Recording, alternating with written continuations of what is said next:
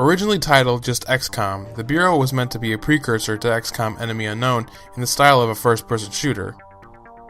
This game was essentially handed out to 3 developers in far corners of the earth and then glued together. Why was it unlucky? Aside from it just being an average game with some bugs and some things that'll just bug you in general, it was the evolution, or more like de-evolution of the game. The Bureau originally gave the impression that it was to be a very entertaining and truly different sci-fi first-person shooter with some truly unique and interesting enemies. But then it was delayed and moved to a third-person perspective. It seemed that this game wanted to be a much more fast-paced, action-packed alternative to the main series. The game released to being truly lackluster, with little to no care put into plot and even the gameplay. XCOM the Bureau, you changed, and certainly not for the better. You are not lucky. Give or take, 2013 was either a very unlucky or a very lucky year for all of us. Suffice to say, gaming didn't fare much different either. There were some lucky games, and you can find those for yourself, and then there were some of the unlucky ones. The ones that looked as though promise was passed out like gifts, but then it turned into deceptive presents like clothes, cologne, or even a DVD. Whether poor development, low funds, game changes, or EA, the game publisher initiating crunch time, some potential great games got duped. So sit back or clench forward, whatever you want, as I go through the rest of the 7 unlucky games of 2013. Oh yeah, and the reason I'm using mostly trailers is to emulate our naive anticipation back when these games began marketing. So let's go. The next game also changed to disappoint, but not as much, was Insomniac's Fuse. The unveiling of Fuse made the game out to be a very entertaining cartoonish shooter, a mix of Team Fortress 2 with a bit of Ratchet & Clank for all the consoles. It originally appeared to be a fun and funny action title that then changed to a more serious, dull, third-person clone of Resistance. The game yet again turned out only to be lackluster, with only 4 unique guns. That's it. I expected better from Insomniac. They must have just tripped on a root in the ground and tumbled over in the wrong path. Bad luck. It's no surprise that Sega has always had a rickety wooden roller coaster of game reception. Although there were some other bad Sega games in 2013, none were quite as unlucky as the sad excuse for an Aliens game. I mean, even Aliens vs. Predator 2010 was much better of a title than Aliens Colonial Marines. Gearbox seems to never have any luck with these titles that were dipped in development hell. Duke Nukem Forever. Oh, I'm so sorry. So Aliens started out to be a survival horror game, a game with absolutely no HUD. The only thing you had was your motion sensor and your pulse rifle with 99 rounds on an LED display. It xenomorphed into just another action game. But so what, we can still use the power loader. Point fingers if you will, saying Gearbox stole funds for Borderlands 2 or whatnot. All I can say is poor game. The Xenos get no proper love anymore. Well, better luck with Alien Isolation. Now, remember when Crytek was working on a 360 Kinect only game set in ancient Rome? The cleverly misspelled Rise, Son of Rome, soon became a third-person QuickTime hell. Honestly, with games like Steel Battalion Heavy Armor and Star Wars Kinect either failing or rotting your brain with monotony, the original Rise wouldn't have fared any better. So, it was changed more for the good, and it came out swinging like a PS2 game, with amazing graphics, the best in the new generation at that.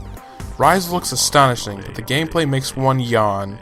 Crytek just got too caught up in utilizing Kinect voice commands and the graphics. Turned out to be not so lucky for the gameplay, and then that'll lead us into another unlucky next-gen exclusive for the PS4, Knack. Alright, what do you get when you add 2 PS2s together? A PS4, of course! Such seemed to be the mentality when developing Knack. Knack started out looking like it was going to be a real fun game. It did well with the concept, plot elements, and even characters, but it ended up playing like another PS2 game. I wish when it became the next generation for all the consoles, that every aspect of new games would alter slightly to seem as if more effort was put in. But no, time was money, and gameplay focus was lost within the last 2 games, and that's why they're both unlucky. Shame. Microsoft and Sony both missed out on these games. Now, just as a quick dishonorable mention, to make you feel better about these last games is this.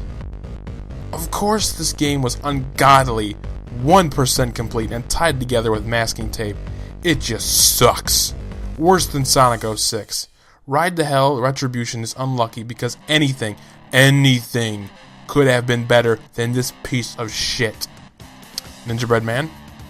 Okay, that's enough. Get it away. Please. Please. Go away! Okay. I've never been a huge fan of Army of Two. I did play the first one with a friend here and there, so I said, why not the Devil's Cartel? I should have heeded the warning with a title like that. It did play like a game from the generation it belonged to, but it was a bit late. There were almost a few new things with customizing weapons and masks, but the gameplay was overall arcadey and was no Gears of War. This game was finished, but the story fell apart like tissue in the toilet. I am going to spoil this game just as it's already been done. So, the second protagonist, Salem, is left for dead by Rios and the new playable characters. He gets mad because you're supposed to think that he survived a fiery car explosion. So, the game ends with a not-so-April Fool's ending, and I'm not kidding at all. Bad. Bad. So, another loss of focus with very mediocre gameplay. Before our last game, I got one more mention. Dead Space 3 isn't in any way a bad game, but I have some long-neglected information to give. I am so sorry to have to tell you this, but I have diagnosed Dead Space 3 with post-Resident Evil 4 syndrome. Words cannot express how sorry. Okay, I'll stop. In all honesty, the Dead Space games usually did a fresh and fantastic job of scaring me during the first two games and even in Extraction. Sadly, like Resident Evil, the game became an action-packed movie with monsters and weapons that made one secure with their overall survival. It's not bad, but EA wanted that wider audience. I guess they got it then. Now for the last game that's also an EA game. This game is great in every other aspect, but one big unlucky problem made it unplayable at times. It's in Battlefield 4. Crashing. I say it for each platform it crashed on. All of them. Campaign didn't crash, but multiplayer, 99% of the game's worth, was unplayable at times. I mean, Call of Duty Ghosts is not a better game in terms of gameplay, but it's better than Battlefield 4 because it actually worked at launch. There, I said it, and it's true. Even if this problem is fixed now, it should have not happened to begin with, EA. I just can't even. So, that's it. I know I had a few dishonorable mentions, but the number 7 in unlucky is ironic, and it's a good way to start off a video like this in the year of 2013. This wasn't entirely an unlucky year for gaming, but we still could get better. So, Happy New Year and better luck to gaming in 2014.